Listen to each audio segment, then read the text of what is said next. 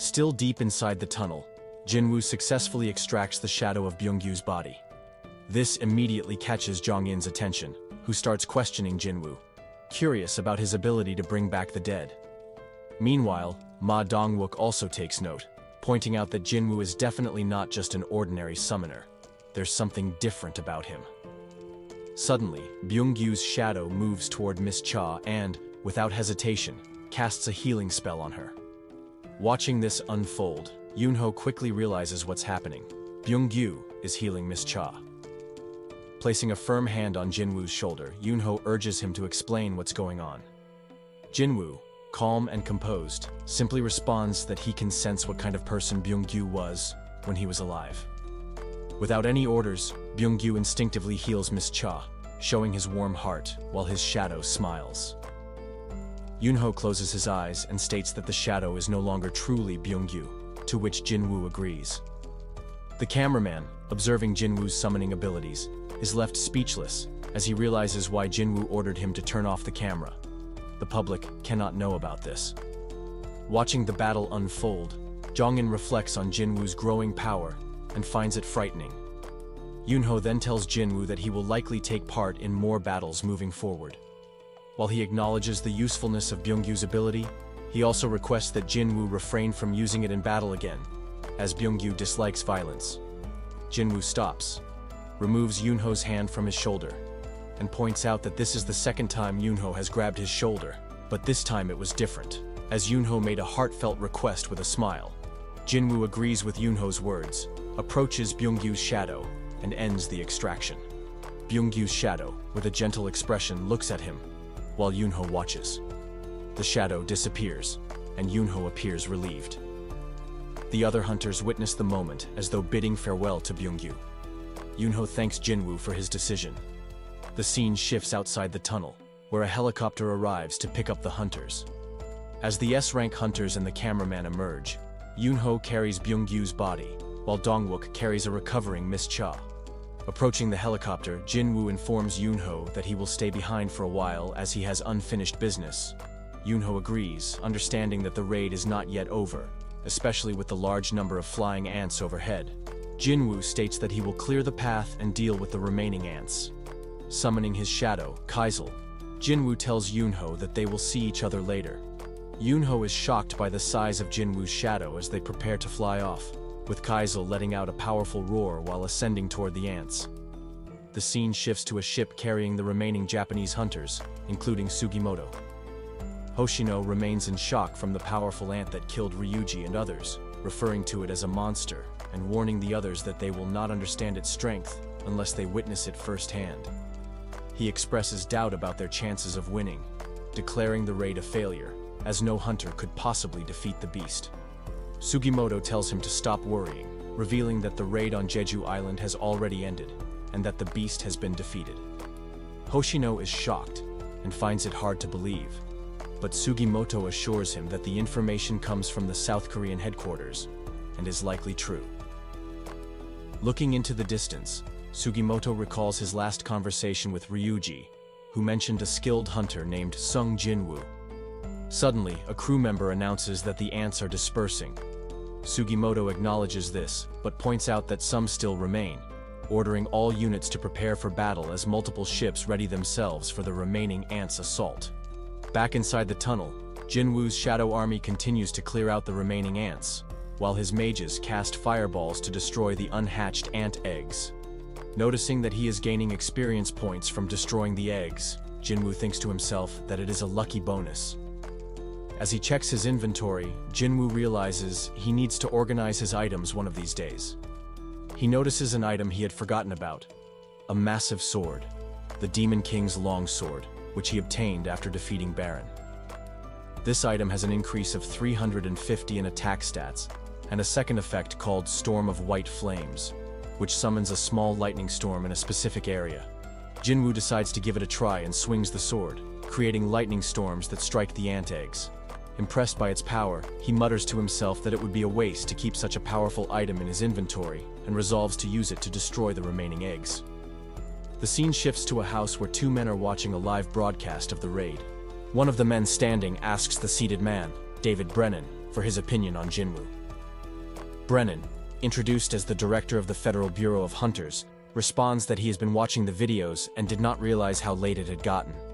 He turns to the man standing, Michael Connor, and states that Michael already knows his answer, which is the reason he came to his house at such an ungodly hour. Michael Connor explains that Jinwoo can summon hundreds of beasts and is truly one of a kind. He adds that it would be a shame to let such talent go to waste, as South Korea is too small for him. Brennan agrees and asks if Michael knows anything else about Jinwoo. Michael places a file on the table, revealing that it contains information about an explosion at the Bureau a few months ago, known as the Sung Il-hwan incident. He explains that Sung Il-hwan was captured alive inside an A-rank gate on the East Coast by an A-rank hunter named James. Initially unsure whether he was human or a magic beast, Sung Il-hwan claimed to be a hunter from South Korea. The Bureau's file on him still exists, but it turns out that Sung Il-hwan is the father of Sun Jinwoo. Michael suggests that now is the perfect opportunity, as Jinwoo's name has not yet reached the international stage. Brennan pauses before responding that they cannot do what they did with Hwang Dong-soo, as South Korea has long been an ally of the United States, and taking another S-rank hunter away would be a slap in the face. Michael presses him further, questioning whether Jinwoo is not worth the risk. Brennan reflects on the footage of Jinwoo's strength, and then asks Michael if he is sure he can handle it. Michael confidently responds that he will give it his best shot. The scene shifts back to the tunnel, where Jinwoo's system notifies him that he is leveled up. He reaches level 100 and reflects on how he has finally reached this milestone. Holding the longsword, he decides to keep it, and acknowledges his achievement. Jinwoo approaches the powerful ant beast's body and considers how troublesome this particular one seems. He prepares to extract its shadow and begins the process, but suddenly, he wonders why everything has gone dark and why he does not feel anything. He questions whether it is because he attempted to extract the shadow or if the extraction has failed. Then, a voice calls out from behind him, announcing its return. Jinwoo turns around and sees the system notification confirming that the extraction was successful. The ant beast's shadow appears before him. For a moment, Jinwoo thought he had failed, but he now smiles as he faces the powerful beast. The shadow of the ant beast exudes a strong aura, and Jinwoo's system confirms that it is ranked general. Right there, the shadow begins to kneel before Jinwoo. Jinwoo successfully extracts the shadow of the ant beast, and as soon as he gets a good look at it, he notices something unusual: its rank. He's never come across a general rank shadow before, which immediately grabs his attention. Up until now, all of his shadow soldiers have fallen into one of 4 ranks: normal, elite, knight, and elite knight.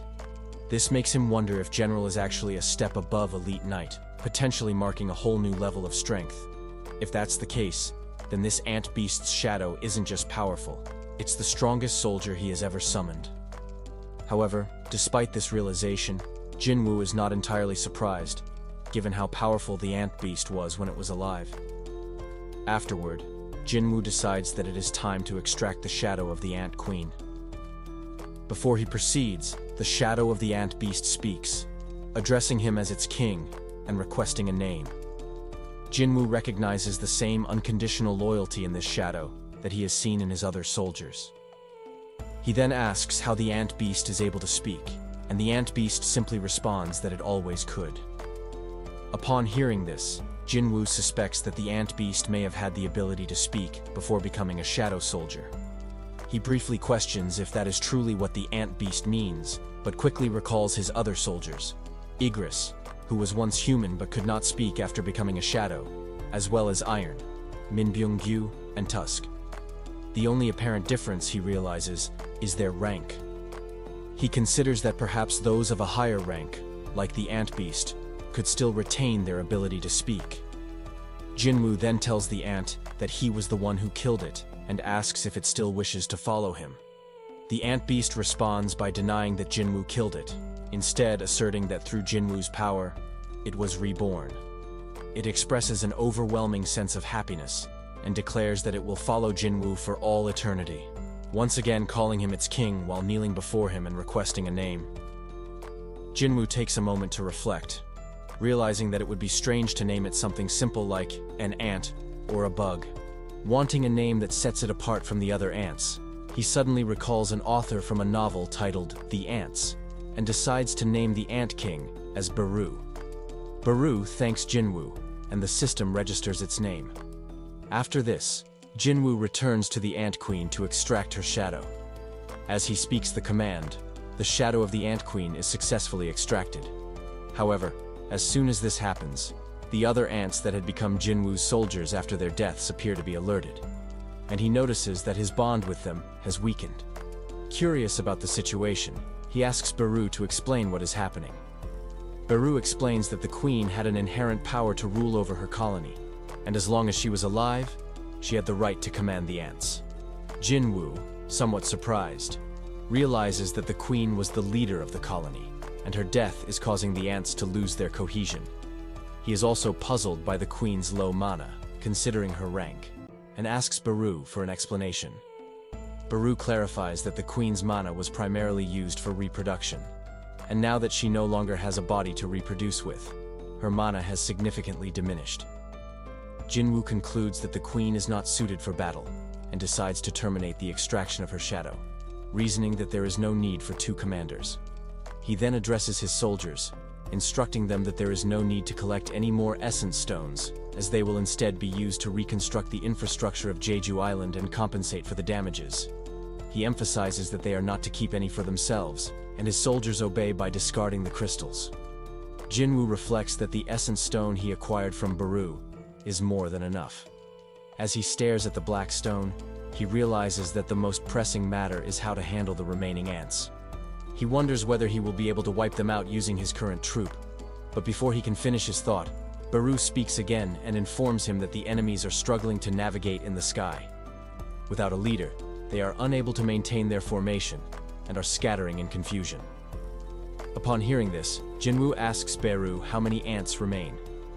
Baru responds that there were 8,700 ants before the attack today, and approximately 4,000 have survived. Jinwoo, who initially thought he had wiped out the entire group in the earlier battle, now realizes that there are still many left. He then asks Baru if he can eliminate the remaining ants on his own. Baru, radiating a powerful aura, confidently states that he can if given the order. The scene shifts to the defense team, where the Knights Guild, led by Park Jong-soo and Yoon-tae, is stationed. Park Jong-soo spots the incoming ants and immediately warns his team to prepare for battle. Projectiles are launched from destroyers, and mages cast powerful energy blasts at the ants as the forces combine in a joint assault to take them down. The scene transitions to Gina, who announces that the ants are heading northward and are about to collide head-on with the Knights Guild. Ki-hoon, the leader of the Hunters Guild Squad B, orders his members to prepare for battle as the massive swarm of ants approaches. In the Fame Guild, the Vice Guild Master orders all hunters to prepare for battle, and one of her subordinates shouts for them to slaughter every ant in sight. Meanwhile, in the Fiend Guild, a hunter remarks that the ants are as strong as B-ranked creatures, and orders his team to get into battle positions, warning them that straying from formation could result in death. He adds that they must reclaim the Fiend Guild's honor. However, one of their members, Min-sung, trembles in fear, unsure of how they will fight such powerful ants.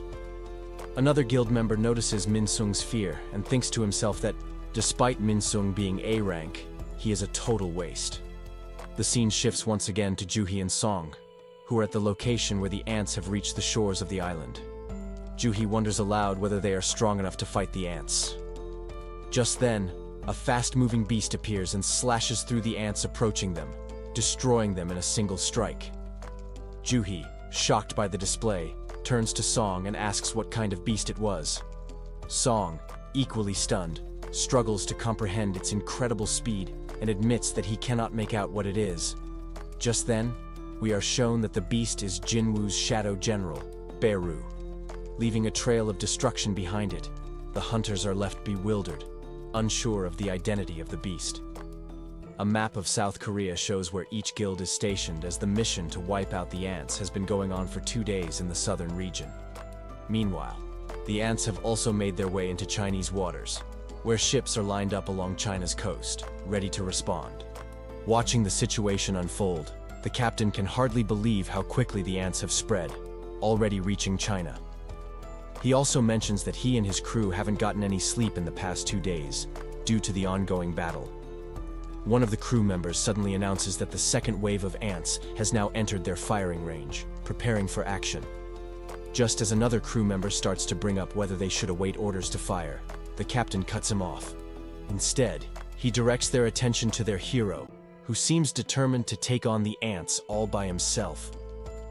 A man with 2 swords on his back stands atop a swarm of ants and acknowledges that they just keep coming before declaring his intention to sink every last one of them into the ocean. With a powerful aura emanating from him, he unsheathes his swords and swings them, creating a massive wave that sweeps through the ants. As the ants are struck, multiple explosions occur, obliterating them. Scoffing at their weakness, the man reflects that if this had been the same ant that battled Jinwoo, he would have had more fun. He then puts his swords away, lamenting the wasted opportunity as the corpses of the ants fall into the sea. The scene transitions to the United States, where a woman questions a man sitting across from her about his opinion on Jinwoo as they watch the battle unfold on a screen. She mentions that Huang and Sung Jinwoo are connected by a past incident, and that there is a possibility Huang's older brother was murdered by Jinwoo, leading Huang to seek revenge. The man, identified as Thomas Andre, the guild master of the Scavenger Guild, responds with skepticism, questioning if that is all their relationship amounts to. He then notes that, given everything that has happened, meeting Jinwoo now would be difficult, which is disappointing because he had been looking forward to it. Thomas Andre, a national-level hunter, leads the Scavenger Guild, which recruits a large number of S-rank hunters and sometimes dispatches its members to other countries to handle gates that local guilds cannot clear. Huang Dong-su, a member of the Scavenger Guild, is part of this elite group. The woman, Laura, asks Thomas what he would do if they ended up fighting Jinwoo. Thomas, with a menacing tone, asserts that Huang is property of the Scavenger Guild, and since the guild belongs to him, no one can interfere with his property, not even the US government. As he makes this statement, he crushes the remote in his hand. The scene then shifts to Jeju Island, where the Knights Guild, led by their guildmaster, Park Jong-soo, is preparing for the 3rd night of their raid. Soldiers and hunters from the guild are there to collect essence stones and stand by in case of another incident. As they enter a tunnel, Park Jong-soo smokes a cigarette and begins telling a story about a man who had no luck. Yoon-tae, confused, asks for clarification, and Park Jong-soo explains that the man always aspired to be the best at what he did. Dreaming of becoming a gold medalist, he trained hard, followed a strict diet, passed the doping test, and even had a good dream the night before, ensuring he was in top condition. However, during a manometer evaluation, it was revealed that he was an awakened being, which disqualified him from competing in the Olympics. Yoon-tae, realizing the connection, asks if the story is about Park Jong-soo, who then begins to cry. Park Jong-soo reminisces about how it had been the man's lifelong dream, but after giving it up, he found a new calling and vowed to create the best guild in the country. Yoon-tae, impressed, tells Park Jong-soo that he is an inspiration. Meanwhile, one of the female guild members warns him not to litter as he throws his cigarette on the ground. They continue walking through the tunnel and suddenly spot top-quality essence stones. Excited by the discovery, Park Jong-soo begins to express that with these, creating the best guild in the country will be possible. But before he can finish his sentence, a female hunter warns them not to commit embezzlement. Yoon-tae, unable to hide his excitement, drools at the sight of the stones. They continue walking, confident that the area is clear, and despite not sensing any mana, they relax, believing they are safe. Just as they begin to feel at ease, an ant suddenly peeks out from a dark corner of the tunnel. Park Jong-soo swiftly slices off its head and remarks that one of them had been hiding. He then reassures his comrades that there is no need to worry since only a few stragglers remain and they are there to protect.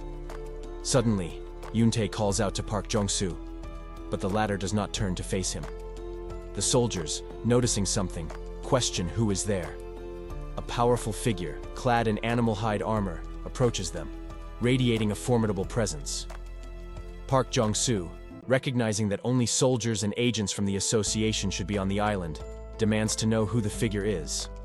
The hunters wonder whether the figure is human, and the female hunter cautions them not to open fire, as he does not appear to be a magic beast. Park Jong-soo warns the man that he is trespassing in a restricted area, and that they will open fire if he does not leave. The man speaks in an unintelligible language while staring at them, revealing his sharp teeth and yellow eyes. Park Jong-soo, bewildered, wonders if the language the man spoke was that of beasts, and his face shows fear. Suddenly, a finger snaps, and all the hunters and soldiers inside the tunnel lose consciousness. The beast-like man looks at one of his companions, who had snapped his fingers, and questions his actions. His companion, a man with white hair and blue skin, responds that there is no need to cause a commotion, as he merely put them to sleep for the time being. They engage in a conversation in which the white-haired figure asks if his companion has checked their surroundings, to which he confirms, stating that he is positive it was his power. The white-haired man finds it odd that he is helping these humans. The beast-like man shrugs and suggests that if he is curious, he should ask him himself. He then comments on the stench of rotting ants, and adds that if a certain woman had witnessed this, she would have had a fit. The white-haired figure then states that their hunt will continue as scheduled, and that nothing will change. The other man agrees as the white-haired man creates a blue gate, similar to a dungeon gate. The beast-like man speculates that one of them is present.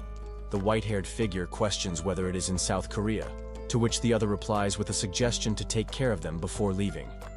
However, the white-haired figure dismisses the idea, saying they should leave the place in his hands. Sensing hesitation, the beast-like man questions whether it is because he does not want to get involved. The white-haired figure steps into the gate and responds that this is one way to interpret it, and that he can think whatever he wants. As the gate disappears, the beast-like figure says the word, "coward." This beast-like man is now standing in front of Park Jong-soo, staring at him. He concludes that there is no good reason to cause any more trouble. As he says this, he stares angrily somewhere, and in the blank of an eye, vanishes from the island.